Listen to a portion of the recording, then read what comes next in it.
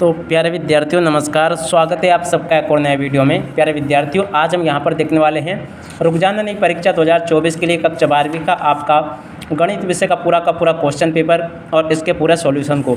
तो चलिएगा जल्दी से हम आगे बढ़ते हैं, देखते और समझते हैं कि रुकजाना परीक्षा 2024 का आपका कक्षा 12वीं का गणित विषय का क्वेश्चन पेपर किस प्रकार का आएगा और आप सब लोगों को अपने पेपर का सॉल्यूशन कैसे पूरा कंप्लीट कर लेना चाहिए। टोटली प्यारे विद्यार्थियों A to Z क्वेश्चन बताऊंगा, साथ ही साथ में इसका पूरा सॉल्यूशन भी आज हम आपसे देखने वाले हैं। तो चलो जल्दी से हम आगे बढ़ते हैं, देखते और समझते हैं कि रुकजाना परीक्षा 2024 का आपका कक्षा 12वीं का गणित विषय का क्वेश्चन पेपर किस प्रकार का आएगा।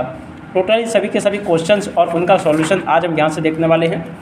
तो चलेगा जल्दी से हम आगे बढ़ते हैं, समझते हैं कि आपका पूरा पेपर किस प्रकार का आएगा और आप सबको अपने पेपर का सॉल्यूशन कैसे पूरा कंप्लीट कर लेना चाहिए। तो देखिएगा इस प्रकार का पूरा आपका पेपर होगा, आप सब लोग यहाँ से देख लीजिएगा। पहला क्वेश्चन, माना ए बार इज इक्वल टू, तो आप सभी यहाँ से इसके आंसर देखते चले। पहले का राइट आंसर ये आ जाएगा x + 4/3, तो यहाँ से देख लें।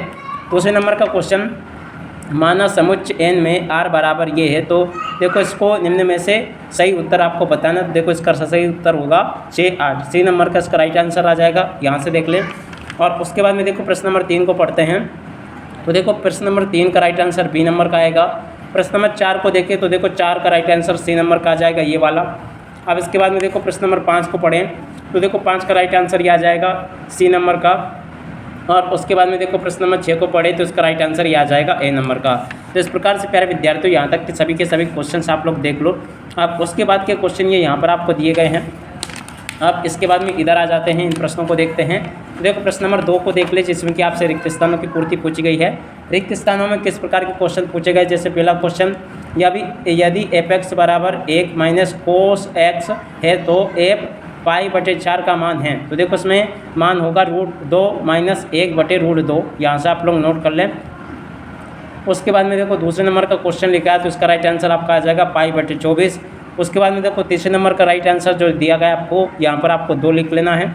और उसके बाद में देखो चौथे नंबर का जो क्वेश्चन लिखा है, इसका राइट आंसर क्या होगा π/4, तो यहाँ से आप लोग इनको देख लें। उसके बाद में देखो प्रश्न नंबर 5 को पढ़ते हैं। तो देखो इसका राइट आंसर क्या आ जाएगा, सुसंगत क्षेत्र में कोई बिंदु जो उद्देश्य फलन का इष्टतम मान देता कहलाता है। तो देखो इसको कहते हैं इष्टतम हल, यहाँ से आप लोग इसको नोट कर लें। उसके बाद में देखो छठे नंबर का क्वेश्चन, यदि किसी एक घटना के घटित होने की सूचना दूसरी घटना के घटित होने पर कोई प्रभाव नहीं डालती है तो ऐसी घटनाएं कहलाती है। तो देखो इसको कहते हैं परतंत्र। सुसंगत क्षेत्र के बाह्य भाग के किसी भी बिंदु को कहते हैं, तो देखो इसको कहते हैं असंगत। तो यहाँ से आप सब लोग इन प्रश्नों को देख लें और पूरा का पूरा इसको समझ भी लें। अब इसके बाद में देखो आगे आपके क्वेश्चन इस प्रकार से पूछे जाएंगे, आप स्वयं इसको देख लें। अब इसके बाद में इधर आ जाते हैं, इन प्रश्नों को देखते हैं। तो देखो प्रश्न नंबर 3 में आपसे जोड़ी पूछी जाएगी। अब देखो जोड़ी का मिलान कैसे आपको करना है, यहाँ से देख ले dx/(x² - a²। तो देखो इसकी जोड़ी मिल जाएगी डी नंबर से। और दूसरे नंबर की जोड़ी का मिलान आपका सी से हो जाएगा, तीसरे की जोड़ी का मिलान ए से हो जाएगा, और चौथे की जोड़ी का मिलान बी से आपको कर लेना है, और पाँचवें नंबर की जोड़ी का मिलान आपका हो जाएगा एफ से, और छठे की जोड़ी का मिलान हो जाएगा ई से। तो इस प्रकार से प्यारे विद्यार्थियों यहाँ से आप लोग जोड़ी के मिलान को देख लें। अब इसके बाद के क्वेश्चन ये यहाँ पर आपको दिए गए हैं, तो आप सब लोग इनको भी देख लें अगर आप इंग्लिश मीडियम से हो तो। अब इसके बाद में इधर आ जाते हैं, इन प्रश्नों को देखते हैं। प्रश्न नंबर 4 को, जिसमें कि आपसे एक शब्द या फिर एक वाक्य में उत्तर पूछे जाएंगे। पहला क्वेश्चन, x के किसी मान के एक आव्यूह में आव्यूह क्रम होगा। तो देखो यहाँ पर आपको लिख देना 2।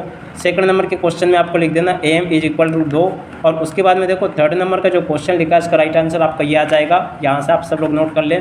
फोर्थ नंबर का राइट आंसर 3 आ जाएगा। 5 नंबर में आपको 0 लिख देना है। 6 नंबर में 1/36, और 7 नंबर में आपका परिभाषित नहीं है, इस तरह से आपको यहाँ पर ये लिख देना है।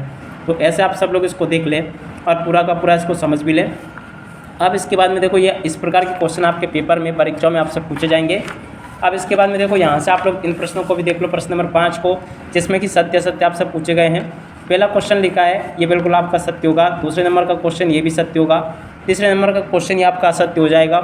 चौथे नंबर का क्वेश्चन ये आपका असत्य होगा। पाँचवें नंबर का क्वेश्चन ये भी आपका सत्य होगा, और छठे नंबर का क्वेश्चन ये भी आपका सत्य होगा। तो इस प्रकार से यहाँ से आप सब लोग इन प्रश्नों को देख लें और पूरा का पूरा समझ लें। अब इसके बाद में देखो आगे आपका पेपर कुछ इस प्रकार का परीक्षा में आपको देखने को मिलेगा, और इसके अलावा कुछ क्वेश्चंस ये यहाँ पर आपको दिए गए, तो आप स्वयं इनको भी देख लें और अच्छी प्रकार से पूरा का पूरा समझ लें। यहाँ तक के सभी क्वेश्चंस मैं आपको अच्छी प्रकार से बता चुका हूँ। अब इसके अलावा आप चाहे तो यहाँ से आप लोग इन प्रश्नों को भी नोट कर लीजिएगा। सभी के सभी क्वेश्चंस ये यहाँ पर आपको दिए गए हैं, तो आप सब इन सभी प्रश्नों को भी नोट कर लो। अब उसके बाद में देखो इन प्रश्नों को देख लो, ये सभी के सभी क्वेश्चंस मैंने यहाँ से आपको बता दिए। अब इसके बाद में देखो कुछ और क्वेश्चंस ये यहाँ पर आपको दिए गए हैं, तो आप सब इनको भी देख लो और पूरा का पूरा इनको समझ भी लो। अब इसके अलावा देखो ये आपके क्वेश्चंस ये यहाँ पर आपको दिए गए हैं, तो आप स्वयं इनको भी देख लीजिएगा और पूरा का पूरा इनको समझ भी लें। देखिएगा सभी के सभी क्वेश्चंस मैं आपको बता चुका हूँ। उम्मीद करता हूँ कि सभी क्वेश्चंस आप लोगों ने अच्छे से समझ भी लिया होगा और आप सब लोगों ने इनको अच्छे से नोट भी कर लिया होगा। अब इसी के साथ में प्यारे विद्यार्थी इस वीडियो को यहीं पर पूरा करते हैं। नमस्कार, जय हिंद, जय भारत।